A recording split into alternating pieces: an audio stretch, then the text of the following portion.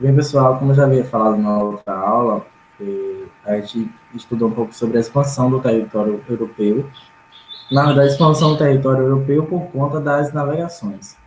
Agora a Europa, ela passa a navegar. A Europa sai do seu antro, sai daquele ambiente europeu, para buscar outras coisas em outros continentes. Nisso, estavam preparando para as navegações à Índia.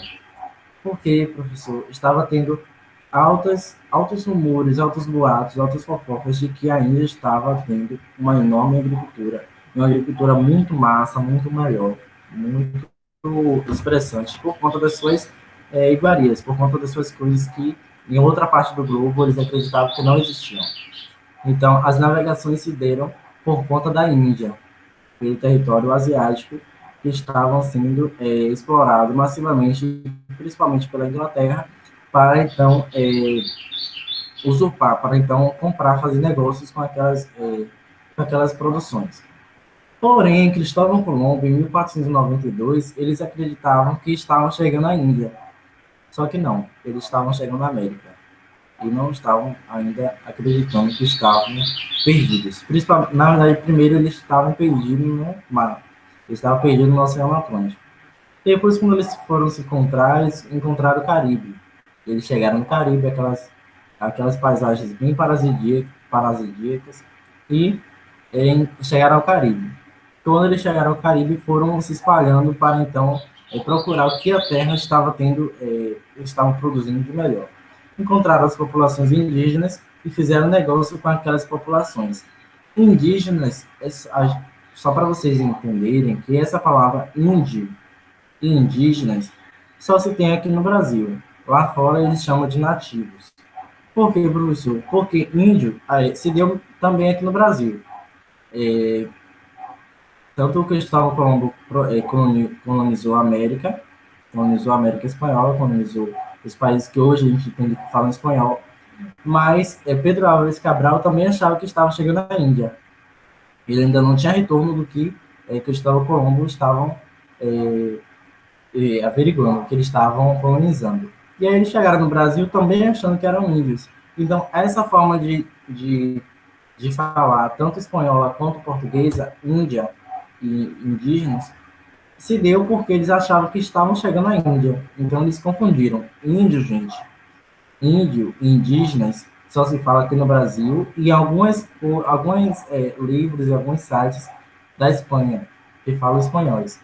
Mas, fora isso, inglês, francês, todos eles falam nativos. Índio e indígenas se deram aqui na América Latina. Não confundam isso. Quando alguém falar quem são os índios e quem são os indígenas, índio é diferente de indiano. Índio é diferente de indiano.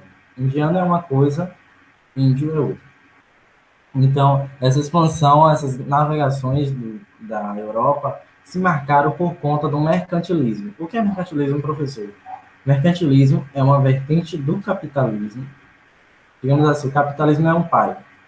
E aí ele tem um filho e chama o filho dele de mercantilismo.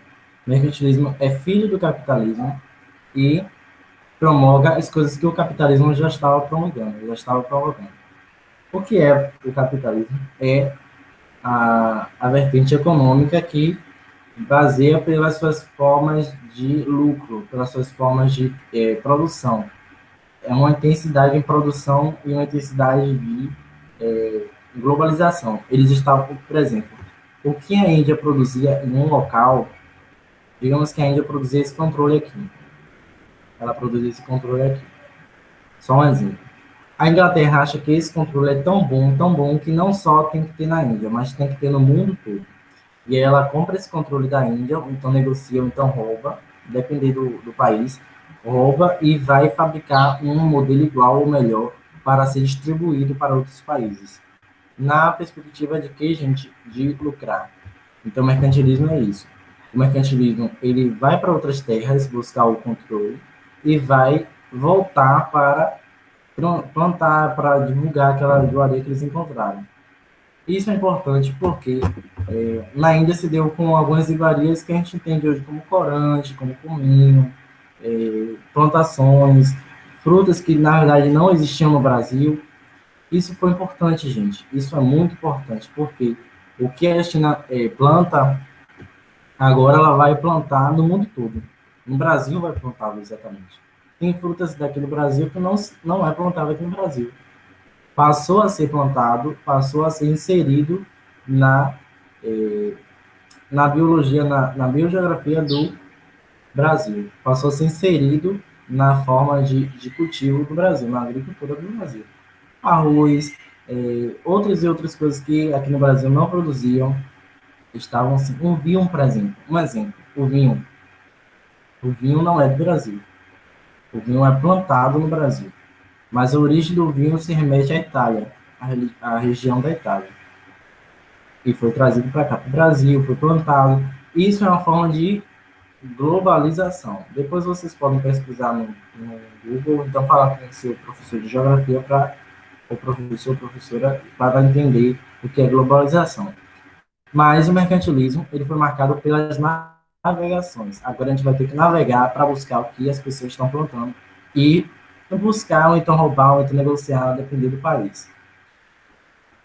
A gente entende hoje sobre a Espanha e Portugal, que foram os países que colonizaram a América Latina, assim, por exemplo, colonizaram a América. A Espanha colonizou os países que hoje a gente tem que falam espanhol, podem falar o espanhol, gente, de uma forma mais natural. De uma forma mais natural, não. De uma forma mais autêntica, mais identitária. É igual o português aqui no Brasil, só para vocês entenderem. O português aqui no Brasil, ele foi introduzido pelo português de Portugal, mas teve que ser modificado. Ele teve que ser modificado, modelado, para até então a gente entender que a gente está falando português do Brasil. Se você chegar, aluno, se você que está me ouvindo, chegar lá em Portugal e tentar falar como se fosse um brasileiro, eles não vão entender. Algumas coisas eles vão entender, outras coisas eles não vão entender. Porque são duas línguas totalmente diferentes. E vice-versa. Se um português chegar aqui no Brasil e falar com vocês, vocês também não vão entender, porque são diferentes, gente. Algumas coisas que pra gente é palavrão, para eles é normal. E vice-versa. Algumas coisas que é palavrão para eles, para a gente é normal. Então, se atentem a isso, porque uma das coisas marcantes da América Latina é a língua. Latina, exatamente por conta da língua, porque são a população que deriva do latim. Quais são as línguas que derivam do latim? Francês, italiano, espanhol, português, dentre outras que a gente pode estudar. Mas as navegações se deram entre Espanha, que colonizou a sua parte, e Portugal. Essa parte, gente, vocês podem pesquisar na atividade de vocês, está na atividade de vocês, está no livro de vocês. Eu quero saber como foi essa parte, como era chamada essa parte no, como se diz, no mundo. Como é que era dividida essa parte entre Espanha e Portugal? Qual era o primeiro nome que se era dado? Qual era o primeiro nome que se era dado? Eu já vou dar um spoiler. Quem assistiu essa aula pode marcar lá na atividade da página 473, 473, que foi o Acordo do Tratado de Tordesilhas. Acordo Tratado de Tordesilhas. Que dividia o Brasil e a Espanha naquela época. Porque a Espanha estava colonizando e o Brasil estava colonizando. Eu quero que agora vocês comparem o Brasil antigamente com o Brasil de hoje. Eu quero que vocês vejam o Tratado de Tordesilhas e o que é hoje, para vocês entenderem como foi essa expansão. Pesquisem para vocês entenderem, tá, gente? Não quero que vocês aprendam só por aprender. Essa foi a aula de hoje. Qualquer dúvida que vocês tiverem, podem me chamar no WhatsApp ou pode perguntar a algum professor de geografia de vocês. Como eu faço também parte do clube de geografia, qualquer dúvida também vocês podem me perguntar. Mas se vocês não quiserem, aí sim vocês chamam um professor de geografia, tá bom? Essa foi a aula de hoje.